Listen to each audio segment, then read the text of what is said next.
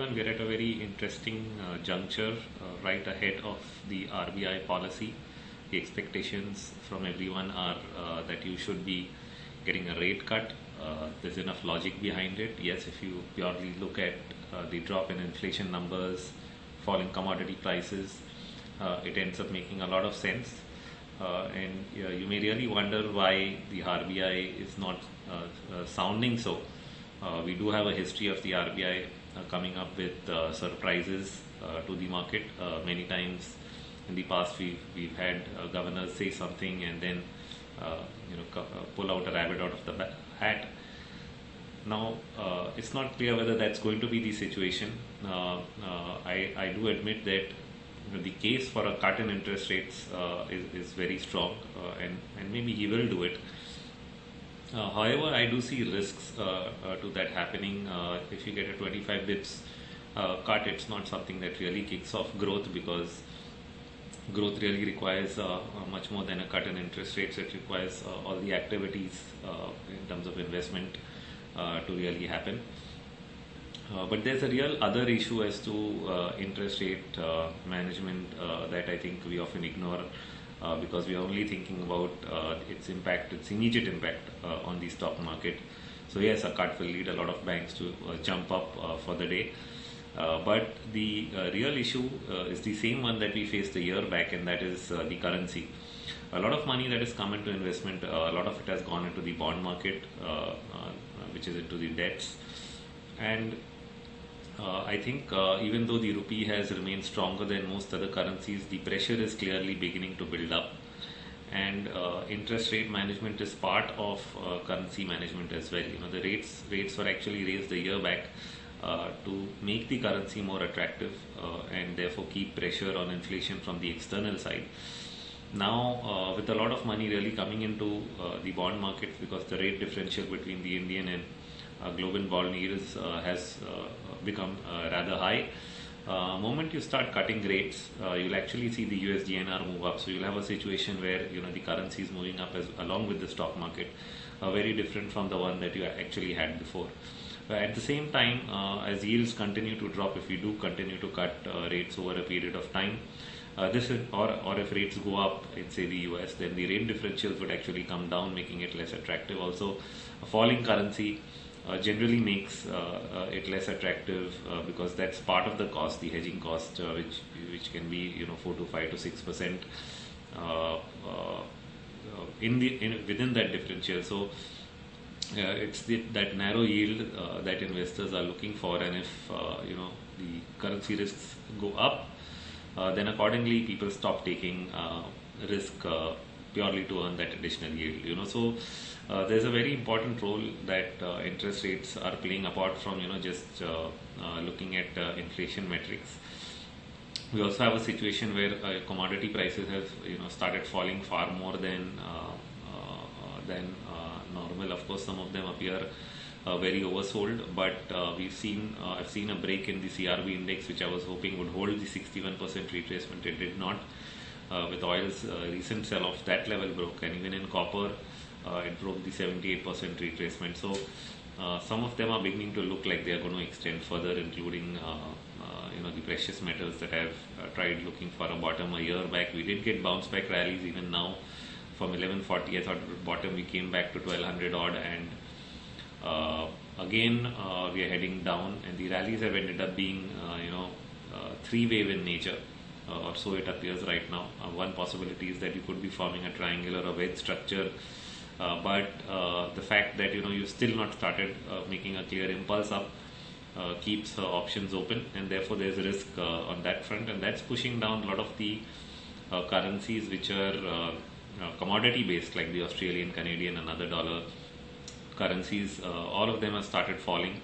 So the essential trend, which when I look at currency pairs every day, which is a rising dollar, it's not just the dollar index, because that mostly reflects the yen and the euro.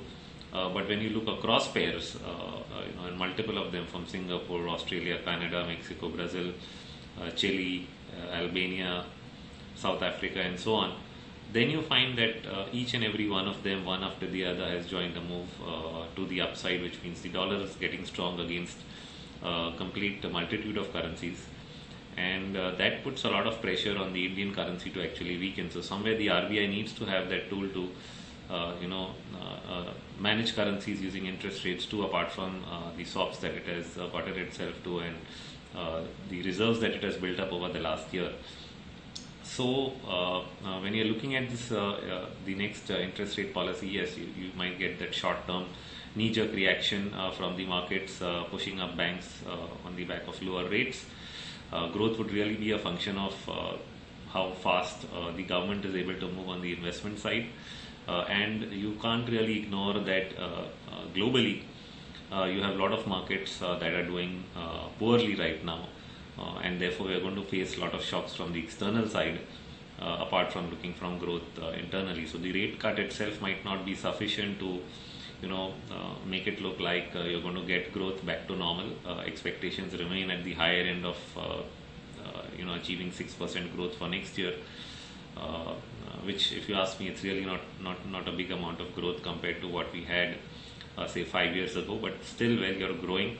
But I think the risks are not to the upside but to the downside as far as growth is concerned. And if you look at like I was talking about global markets, if you just look at the Bank of New York ADR index, I published that because I have the data, and it moves very much like any world index that you would look at.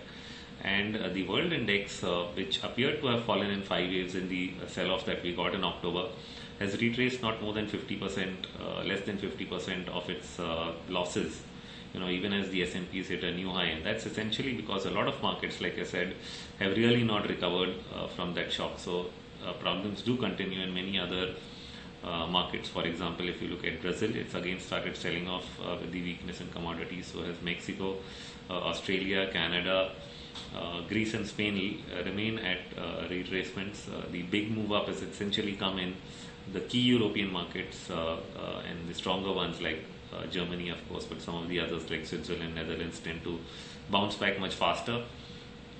So we're still not completely clearly out of the situation where you're getting this slow rollover from individual equity markets that on the downside, and increasingly there's one more market that you can add to the list which is not moving up anymore. So India in that sense remains one of the best performing markets, and definitely short-term triggers might continue to try and push it up. But at the end of that, once again, as I do at the end of every potential 5-wave advance, is look for the risk to the downside again from various factors, being it currencies, commodities, or international markets. So that is going to remain the scene as far as equities is concerned. We are not in a situation where you can simply say all is well and growth is just going to take off like it was in 2001, 2002. A lot of my comparison remains for the market with the Y2K period, but I still find it much weaker than Y2K, because then you had this tech sector which was growing at 100% per annum on earnings, which led to the superior valuations. We do have a couple of sectors which are growing mostly in the inflationary FMCG, pharma, and product categories. The consumption-based categories where inflation gets priced into product pricing. Those are essentially the stocks that are doing well, or those which are exposed to the positive effects of the currency decline and essentially the world markets again. So those are the only areas which are doing well, and they're really not growing at that kind of pace, and still they're the ones which are doing well and attracting most of the gains. So we remain a very narrow market with very few sectors that are participating, much narrower than I think Y2K, and risks remain. So at each point we would be looking at whether this particular cycle, which is now 13 months running, is coming near to completion, and that's what I'm going to be watching out for, and I'll write more about that in the next long short report along with various sentiment indicators, potential targets, and so on.